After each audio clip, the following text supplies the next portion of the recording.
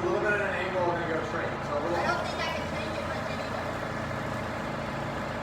Keep going, stop. Can I get it? Real slow, hold on. So that's from the bottom. Yeah, you got it, you got it.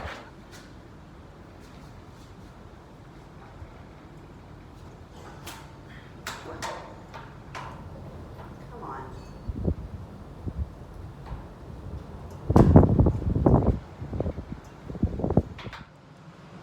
We're getting ready to start belling. I think it's good. I'm going to go out there once we get the rake open and get pulled up closer to the field. I'm going to go check it again. I think we're about to give it a go. I'll bale like, I don't know, 3 or 4 and get out and moisture check it and see how it looks. It's been off and on, sunny, and then overhead, and then sunny. The outside ring is really thick, which of course, or the outside rings, which of course is what we have to pick up first, and that's what I'm most concerned about. So I gave it a little extra drying time. So here we go. Getting the rake open, getting ready to start belling. We got our nephew Brandon here today, or their cousin, my nephew.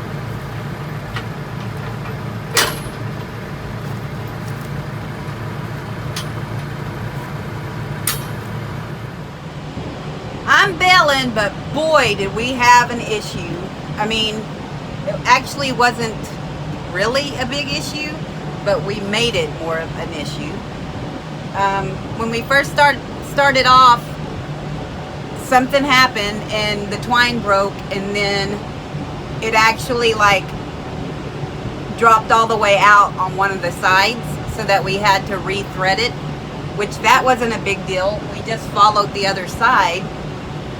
But I was like, I remembered on all the other bellers that we tied it off when we did that, but the manual was saying something different, and we struggled, and I called where we got the baler from, and of course they were busy. So finally I reached out to one of our subscribers that's actually been here and visited with us, and he happens to own a baler that's exactly the same as what we have. So I reached out to him, he got back with me right away, he called me, and we were rolling within minutes after that. So I can't thank you enough, Keenan. Thank you. So I'm going. Let me see if I can get some of that back there. It's difficult. Stroke counter wasn't working. Finally started working. It's just one thing after another, but I'm not telling you anything y'all don't know. Let's just hope the rest of the day goes okay. Oh, and Cody is hooking up to the claw right now so he can start. This will be entertaining. So I'll keep you posted. So I was belling, and everything was going pretty smoothly after we got the twine situation figured out, but the bell started sticking a little high, like right around 13%.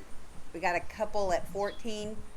Right about that time, the clouds settled over us, and it definitely felt a little more humid. So we called it quits for today, and we'll pick it back up tomorrow. And I'm gonna go and get a little footage of Cody learning how to run and handle the grapple, or claw as Scott called it, for picking up the bells. I gave him a little bit of time so that he could get familiar with it before he was on camera, but I've heard he's doing a really good job. My other son and my nephew is out there with him, so really proud of him. He took on the task, and he's doing good.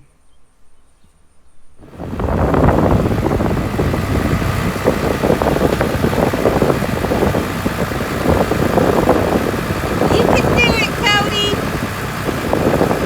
Look at him go.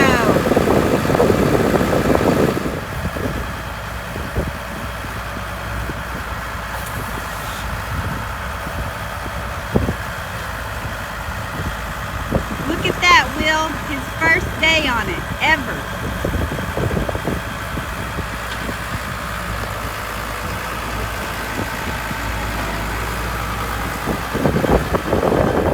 This is what working in the hayfields look like after you've gotten off of a 48-hour shift. I didn't know you were doing video.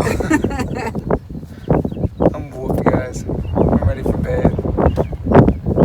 And he's a mess. He's got grease all over him. Yeah, I got a little foam stain.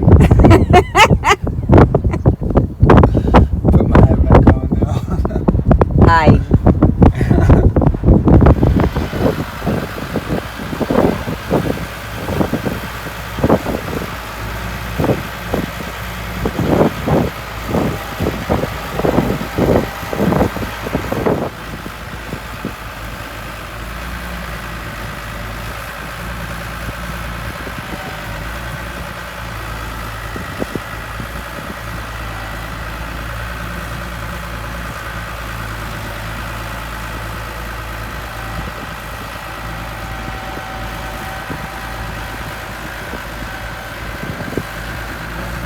Leveled out, smashing the grapple down, sticking them. Let's see if he gets them all. Got them all. It's very hard with that yellow job. Looking at it, it looks a lot more flat than it actually is. Or he thinks it's flat. Yeah, Scott used and abused that grapple. He had been talking about getting another one made.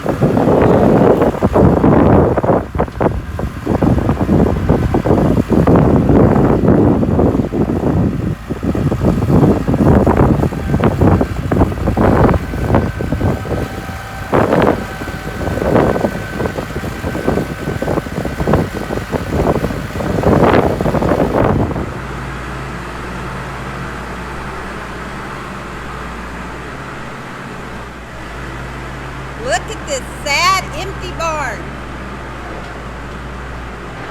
It's time to start filling her up.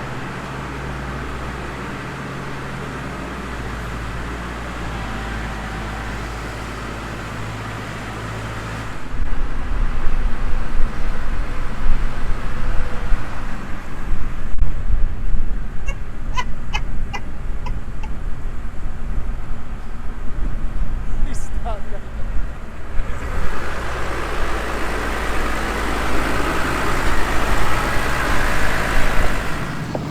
Well, it's Saturday, and I got up with every intention to square bill. Got started, and they're reading in the high 13s, and I'm not happy with that. The humidity is about 55% right now, and we have chances of rain starting tonight around 10. So I'm doing what I can to salvage my square bill field. I'm tedding again. And I know in the comments I've read quite a bit that people were saying that it was dry by the way it sounded, and I totally get you. I feel you. We struggle with this in these jigs fields. The leaf will dry. It will sound like it should sound. It will feel like it should feel, but the stems are just slightly thicker than coastal, and they are the devil. They do not cooperate. And you can take your chances, because we've done it, and square bell it up and let around in 13 to high 13s, and they will sweat, and it will cause you to panic and worry. So what I'm doing is I'm flipping it one more time, because the wind's blowing pretty good and the sun's out, and then I'm going to give it one more shot to see what they're sticking. So that's the story on that, and got her done. And close her up, put her away before the rain starts.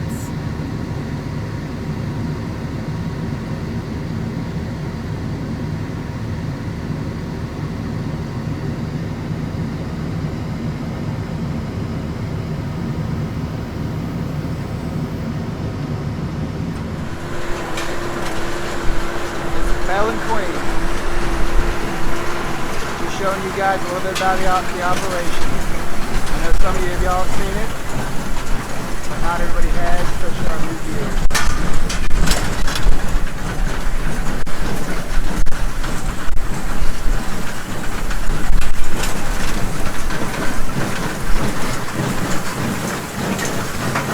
if that's a piece of stable, we'll walk next to it.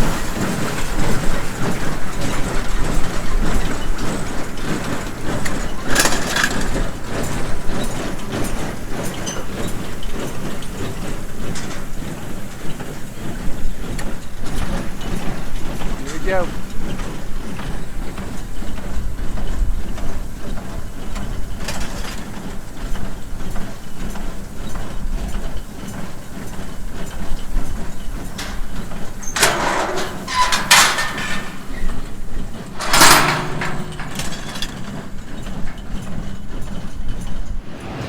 Okay, so we used the camera, I'll get closer, to see the accumulator and watch that the bells are flowing freely into it without getting stuck, because sometimes that happened.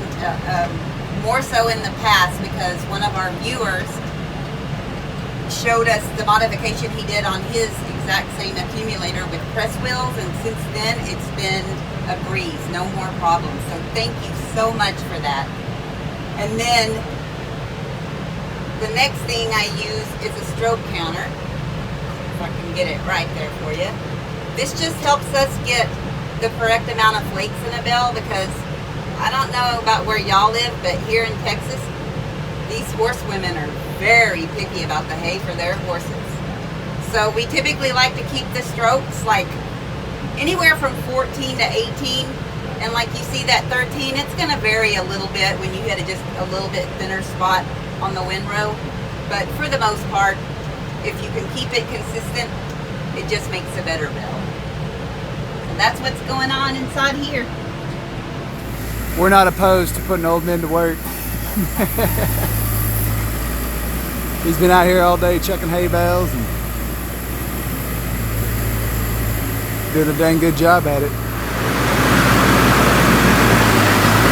Since we had some of the bells sticking high on moisture content, we decided to come in here and take them while we have room in the barn and just spread them out. Let them breathe a little more.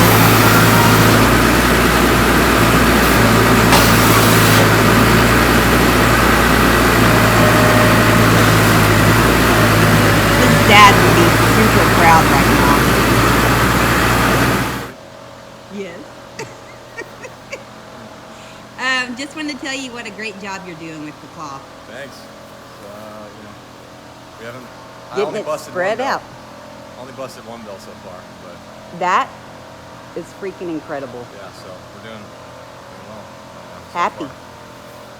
Now we're just letting them air out, and hopefully they don't get too wet in here.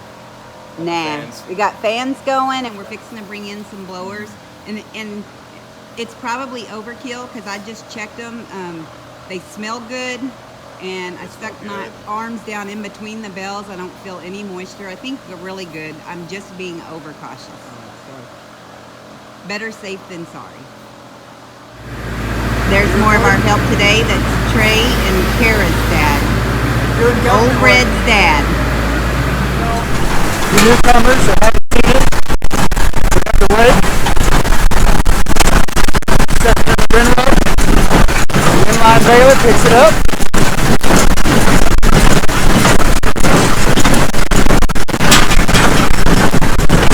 It goes to Ritz, exit, pulling the bells, ties them.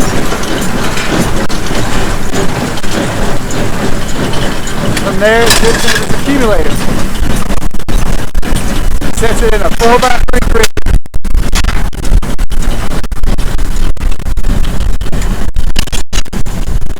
Now it releases, once it reaches 3 in the middle on each side, it trips those arms and releases this gate. Whole system in action.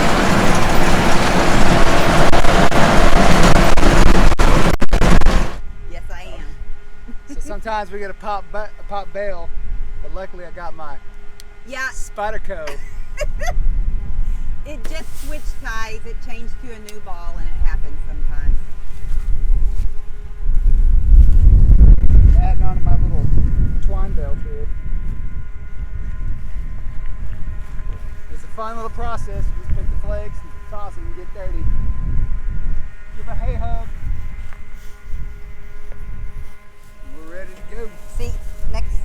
bells ready to go. That's it. Thank you. Well,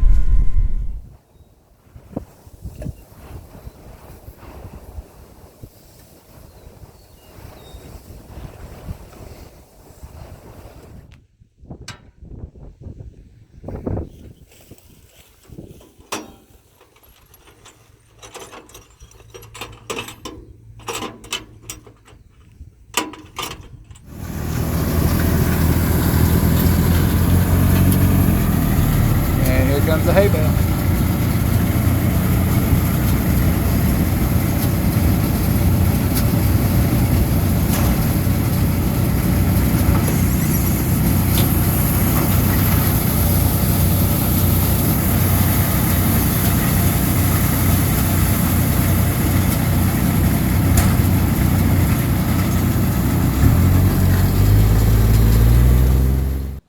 Day 2 of Baling is complete, and in the beginning we promised that we'd share the good, the bad, and the ugly, so I'll let you know how it ended up. We got about 1,000 square bells belled, and we were messing with the pressure for the weight of the bells, and we couldn't get it to it just right. So I reached out again to Keenan, and he helped us out with that, and we discovered that we were low on hydraulic fluid, so we replaced that. But at the same time, we went up on the pressure a little bit, and when we did that, it was too much apparently, and it sheared a pin on the flywheel. So we repaired that, but then the flywheel was locked, and we were struggling, and we were starting to run out of time. So we decided to hook up to the round baler to finish that job. That was a process in itself, but we managed, got out in the field, and remember that I had never operated the round baler before. Luckily, my friends Jennifer and Will helped teach me how to run the round baler, so I got in and got started and had success for 3 bells. The 4th bell gave me an error code. Will walked me through it, trying to figure out what the error code was about and to get it running again, and we couldn't. It didn't wrap the last round bell, so we had to spit that out, you know, unwrapped. And then we discovered that we had a twisted belt. So that pretty much called us off for the rest of the night, because by then the sun was setting.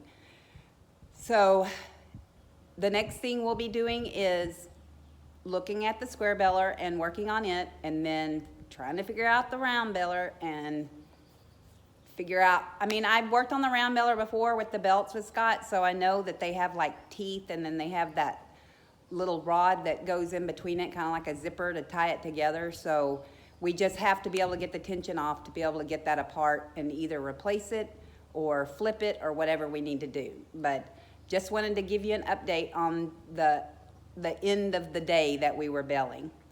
And then also I wanted to give a shout out to everybody who's been there to help me and responded. I can't thank you enough. I'm so grateful for you. I'm happy to see so many new subscribers, and happy to see all our older subscribers hanging in there with us. The support and encouragement is just incredible. We cannot thank you enough. We really appreciate it. And then last, if you are brand new and you would like to watch us through this journey, don't forget to subscribe and hit the like button. Thanks. See you next time.